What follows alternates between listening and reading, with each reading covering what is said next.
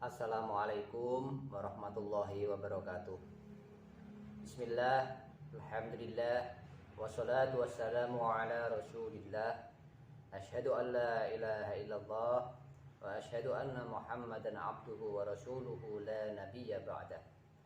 Raditu billahi rabba wa bil islami dina wa bi muhammadin nabiyya wa rasulah wa bil qur'ani imama wa hukma wa bil ka'bati qiblatan wa bil muslimina wal muslimati ikhwana. Rabbi shrah li sadri wa yassir li amri wahlul 'uqdatam min lisani yafqahu qawli, amma ba'du. Qala Allah Ta'ala fi kitabil karim, a'udzu billahi minasyaitonir rajim. Ya ayyuhalladzina amanu taqullaha wal tanzur nafsum ma qaddamat lighad wattaqullaha innallaha khabirum bima ta'malun. Al-ayah. Saudara-saudara sekalian yang saya cintai, selamat bergabung kembali. Mudah-mudahan Allah Azza wa Jalla senantiasa melimpahkan taufik, hidayah dan ridhonya kepada kita, dan menjadikan kita sebagai hambanya yang mukmin, muslim, yang mukhlis. Pada kultum ketiga Ramadan ini, kita masih bicara seputar syahadatain. Baiklah, langsung saja kita masuk ke topik pembicaraan kali ini, mengenai loyalitas dan penolakan. Syahadat tauhid terdiri dari dua bagian.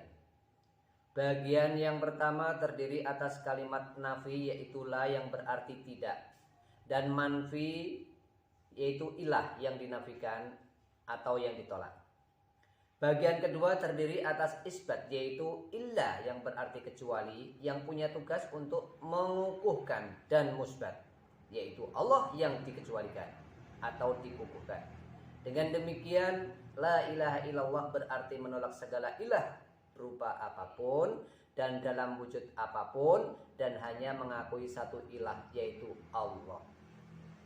Bagian pertama, syahadat tauhid merupakan penolakan terhadap segala bentuk ilah yang diwujudkan dengan mengkafiri, memusuhi, memisahkan diri, membenci, dan merobohkannya. Sedang bagian kedua merupakan pengukuhan terhadap loyalitas kepada Allah yang diwujudkan dalam bentuk ketaatan, pembelaan, kedekatan, dan kecintaan kepadanya. Keikhlasan ibadah dan pengabdian seorang hamba kepada Allah hanya akan sempurna bila ia menolak segala bentuk penghambaan terhadap Tuhan palsu, dan hanya memberikan loyalitas penghambaannya kepada Allah saja. Dalam melaksanakan ajaran-ajaran Islam, termasuk dalam hal wala wal bara atau loyalitas dan penolakan. Seorang muslim itu tidak cukup dengan mengikhlaskan niatnya kepada Allah, tapi ia harus melakukan semua itu sesuai dengan kehendak Allah, yang kemudian dituangkan dalam konsep yang diturunkan kepada Rasulnya sebagai tuntunan dan panduan. Syahadat Rasul memberikan pengertian kepada muslim untuk mengakui Muhammad bin Abdillah sebagai Rasulnya. Beliaulah yang menyampaikan minhajul wala wal bara dari Allah, mulai dari dasar-dasar fisiologis hingga teknis pelaksanaannya. Rasulullah SAW memberikan tuntunan, panduan, dan keteladanan. Kewajiban seorang mukmin adalah melaksanakan dan mempraktekkannya dalam kehidupan mereka sehari-hari. Syahadat tauhid mengikat seorang muslim untuk mengikhlaskan ibadahnya hanya kepada Allah. Sedang syahadat Rasul mengikatnya untuk mengikuti tuntunan Rasulnya dalam ibadah, baik yang mahdhuf maupun ghairu mahdhuf. Dalam ibadah yang bersifat vertikal berupa ritual-ritual peribadatan, maupun ibadah horizontal dalam bermuamalah dengan sesama makhluk. Tuntunan dan keteladanan semacam ini mutlak diperlukan. Tanpanya, implementasi wala wal bara yang lahir dari akidah tauhid yang tak kenal kompromi terhadap Tuhan selain Allah akan menjadikan seorang mukmin melampaui batas. Ia bisa menjadi radikal dan eksklusif dalam berinteraksi dengan orang lain yang tidak satu akidah dengannya. Padahal wala wal bara tidak harus diwujudkan dalam bentuk radikalisme dan eksklusivisme. yang kadang justru kontraproduktif terhadap dakwah itu sendiri. Dalam Sahih Muslim disebutkan bahwa cara beragama yang paling dicintai Allah adalah al-hanifiyatus samhah, kemurnian akidah dan keluasan dalam muamalah. Betapapun telah terjadi penolakan dan kebencian terhadap kemusyrikan dan permusuhan terhadap kaum musyrikin sejak mereka menyatakan syahadatain di Mekah, namun para sahabat baru diizinkan perang pada tahun kedua Hijriah. Padahal banyak di antara mereka yang sudah mendesak untuk perang. Abu Dzar Al-Ghifari misalnya, dengan sangat radikal memaksa untuk menyatakan syahadatain itu secara lantang di hadapan kaum musyrikin. Rasulullah SAW mencegahnya. Bahkan akhirnya beliau SAW menyuruhnya pulang kampung dan baru boleh menemui beliau lagi kelak setelah kaum muslimin mendapatkan kemapanan sosial politik. Patung dan berhala-berhala yang disembah oleh kaum musyrikin dan dipasang di Ka'bah yang suci itu baru dihancurkan pada saat penaklukan Mekah atau Fathu Makkah, 10 tahun setelah mereka hijrah ke Madinah. Bukan berarti mereka mentolerir keberhalaan, namun untuk walak wal barok pun harus didasarkan kepada sunnah yang dituntunkan Nabi Shallallahu Alaihi Wasallam. Karena pada dasarnya kalimat Allah lah yang tinggi. Ketahuilah, di dunia ini banyak sekali konsep pemikiran, ideologi, dan sistem hidup buatan manusia yang diperuntukkan demi mengatur kehidupan mereka. Namun belum ada satupun di antaranya yang dapat mengantarkan mereka pada peradaban yang sempurna. Kalaupun ada yang mengatakan berhasil, hanya pada aspek materi dan kebendaan. Hal-hal yang menyangkut aspek transendental kosong sama sekali. Demikian itu karena kemampuan akal manusia terbatas. Produk manusia yang tidak lepas dari kekurangan, nafsu, dan kepentingan itu apabila dipaksakan untuk diterapkan kepada manusia lain, akan lahir kelompok manusia yang menjadi korban kekurangan, nafsu, dan kepentingannya. Bagaimanapun akan terjadi keperpihakan pada satu golongan dan diskriminasi terhadap golongan yang lain.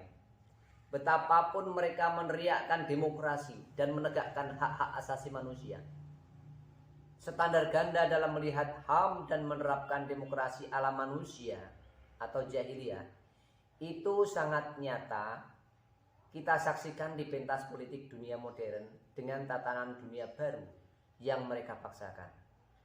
Misalnya, sikap negara-negara barat terhadap Palestina. Allah yang telah menciptakan manusia lebih tahu apa yang baik dan bermanfaat bagi mereka. Ketika manusia dituntut ketaatannya pada hukum dan perundang-undangan Allah, tidak lain kecuali demi kemaslahatan manusia sendiri. Allah bebas dari tendensi apapun, karena ketaatan mereka kepadanya tidak akan menambah kebesarannya, sebagaimana bahwa kemaksiatan mereka juga tidak akan mengurangi kekuasaannya.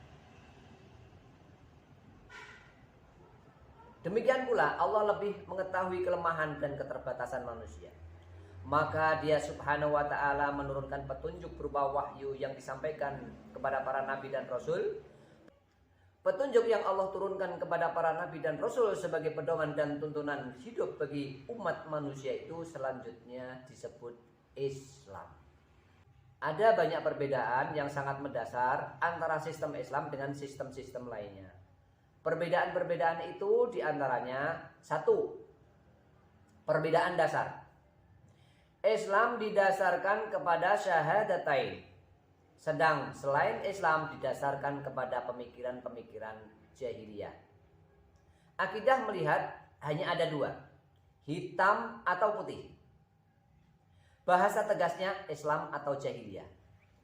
Karena setiap yang bukan Islam adalah jahiliyah, apapun namanya. Yang kedua, perbedaan kualitas. Islam merupakan produk Allah Azza wa Jalla yang maha sempurna. Maka ia adalah sistem yang sempurna pula. Kalimatullahi hiyal ulya. Sistem-sistem lainnya adalah sistem yang rendah. Sebab sistem tersebut hanya hasil kreasi pikir dan olah nafsu orang-orang kufar yang tidak lepas dari kekurangan, tidak lepas dari keterbatasan dan kepentingan. Yang ketiga, perbedaan orientasi. Islam mengajak manusia untuk mentauhidkan Allah dalam segala aspek kehidupannya. Sedangkan selain Islam mengajak manusia menuju kemusyrikan. Yang keempat, perbedaan semangat. Islam mengajak manusia untuk mencapai ketakwaan. Sedangkan selain Islam hanya mengajak pada fanatisme jahiliyah. Nah, yang kelima, perbedaan refleksi dan implementasi dalam kehidupan. Kalau Islam selalu mengajak pada kebaikan, sedang selain Islam hanya mengajak pada keburukan. Karenanya Islam itu kokoh dan kuat, sedangkan selain Islam adalah rapuh dan lemah. Allah berfirman, "Wa qul ja'al haqq wa zahaqal batil." Katakanlah telah datang kebenaran al-haq dan telah tumbang kebatilan al-batil. Sesungguhnya kebatilan itu pasti lenyap. Innal batila kana zahuqa, surat Al-Isra ayat 81. Walladzi arsala rasulahu bil huda wa dinil haqqi liyudhhirahu 'alad dini kullihi walau karihal musyrikun. Dialah yang mengutus rasulnya dengan membawa petunjuk dan sistem kebenaran agar ia memenangkannya atas segala sistem yang ada, meskipun orang-orang musyrik itu benci. Surat As-Saff ayat 9. Saudara-saudara sekalian, demikianlah pembicaraan kita kali ini mengenai loyalitas dan penolakan yang terkandung dalam syahadatain. Dan kita tutup dengan kalimatullahi hiyal ulya. Sebagai khotimah, jika ada kekeliruan dan kesalahan itu adalah dari saya sendiri, dan jika benar maka itu dari Allah Azza wa Jalla. Maka ikutilah. Billahi taufiq wal hidayah. Assalamualaikum warahmatullahi wabarakatuh.